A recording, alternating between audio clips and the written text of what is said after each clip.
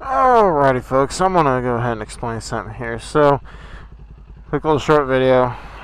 I had some interesting conversations over the weekend, and also I want to share some cool information that I've learned whilst I've been riding. So, I'll turn the music down so I can focus.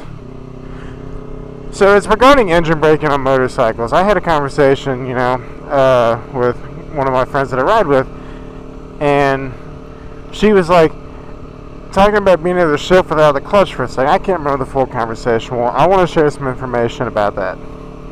So, for those that don't know, obviously, if you know anything about newer bikes have quick shifters on them. Some of them do, not all. Some of them do. And essentially, the quick shifter, you can just hold your throttle open and you can just click up without squeezing in the clutch.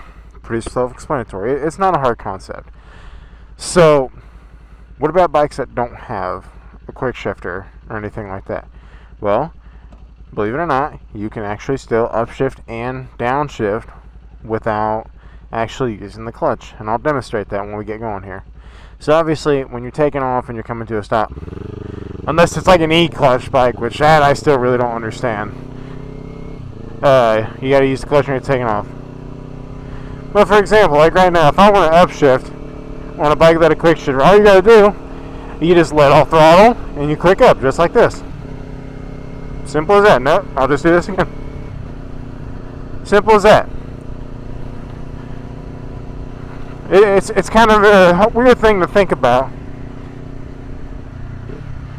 So, in terms of downshifting, the way it works, so in the motorcycle course and all that, they teach you engine braking, which we all know. It's a great little process. I'm going to go over here and show you. So you hear me doing it right there. However, I'm doing rev match downshift. In the course, they teach you, all they teach you in the course is squeezing the clutch, click down, let out throttle, and you want to let it out slow because otherwise it's going to alert you real bad. So I am going to make a turn around here because I don't want to go to the volleyball course.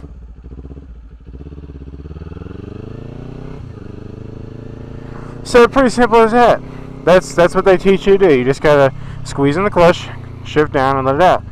Rev matching, which is the one where you hear me blipping the throttle, it's one sequence, one motion. All you're doing, you're squeezing in that clutch, you're giving a blip of the throttle, and clicking down on the shifter. Kind of all at once, like clutch in, click down, blip throttle.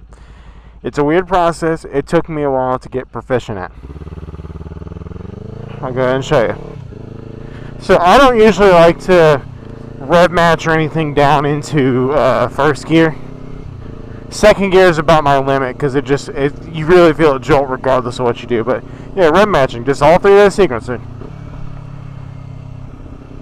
And the thing is with rev matching, when you do that, you can downshift a lot quicker than you can with just regular engine braking. So I can do that fairly quickly and get slowed down to an appropriate gear as I need. So the cool thing is, you can actually do, excuse me, sorry, I had to cough. The cool thing is, you can actually do engine braking, or you can do rev matching without using the clutch. And I'll demonstrate that once again. So, again, like with rev matching, you still got to blip the throttle, but without using the clutch, you got to let off the throttle and downshift.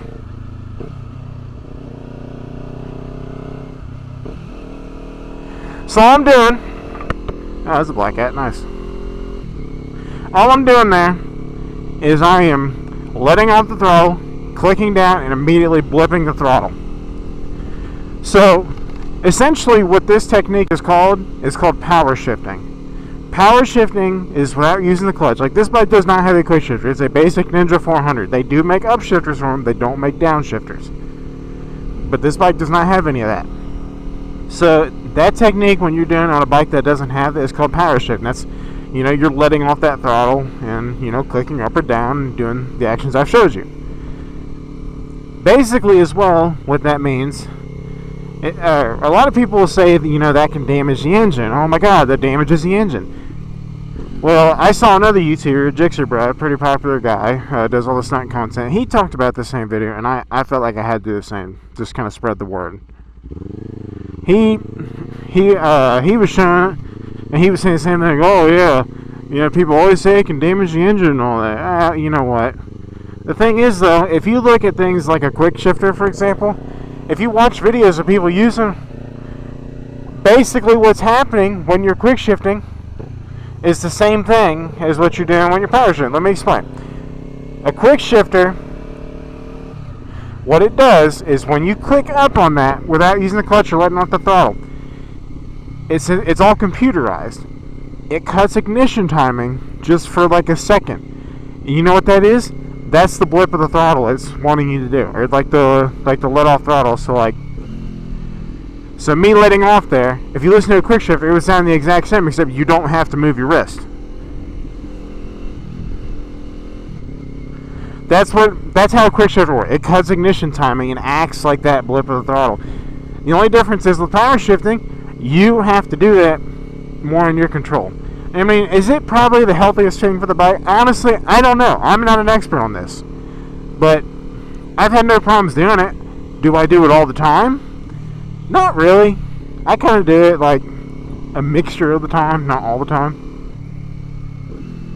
I still, for the most part, it's so instinctual to me just to rev match downshift, still using my clutch. But there is times where I will just, say screw it, and I'll get off the clutch.